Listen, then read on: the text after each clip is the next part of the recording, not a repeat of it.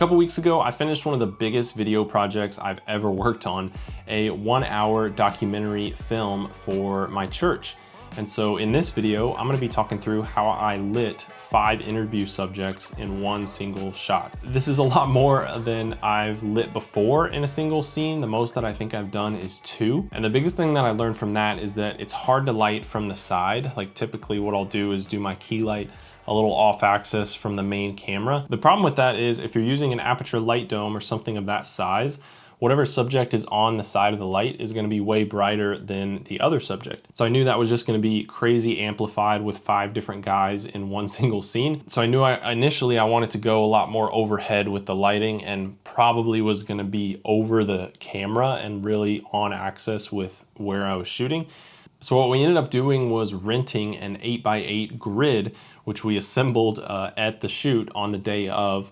We mounted it on 2 C-stands on the side, used plenty of sandbags to make sure it was secure. And then we raised it up kind of at a 45-degree angle, and it was sitting literally right above me and our main A camera as we were recording that whole interview, which lasted a couple hours to go through each guy's story. So to light that, given that it's a big giant piece of diffusion on this giant frame, we just really had 2 aperture 300Cs on C-stands that we turned up the intensity and raised them up really high so that we could also aim that in a similar direction as our 8x8 grid. That actually gave a really solid fill on our subjects. I was a little worried that this would result in not enough brightness from the light, but it actually worked out really well, and we had a good bit of brightness from kind of the house and the window and just the time of day.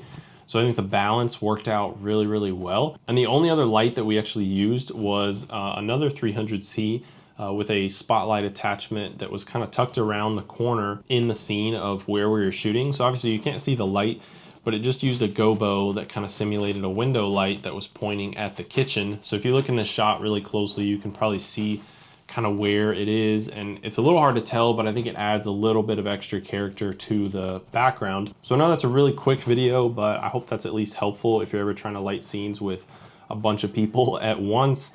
My suggestion would be to go a little more overhead. Try not to go a whole lot from the sides because you'll get a lot of subjects that are bright on those sides, and then as you move in or away from the light, they'll be a lot darker and it's a little harder to balance with exposure wise. So I'd lean overhead, try and get a really big soft source. I didn't actually mess a whole lot with any backlights. I just didn't really think it needed it, and it was pretty hard to put any backlights where any of the camera angles wouldn't see them. We ran actually 4 or 5 different camera angles. So it was actually kind of to our advantage that we didn't use a whole lot of lights that we had to move around every time we shifted subjects. So overall, it really helps not to have a whole lot of lighting equipment that we had to move between each guy. If you have any other questions, I'm gonna be making a lot more videos about this whole project. But if there's anything you'd like to see specifically, let me know down in the comments and I'll link that whole video if you want to check it out. See you in the next one.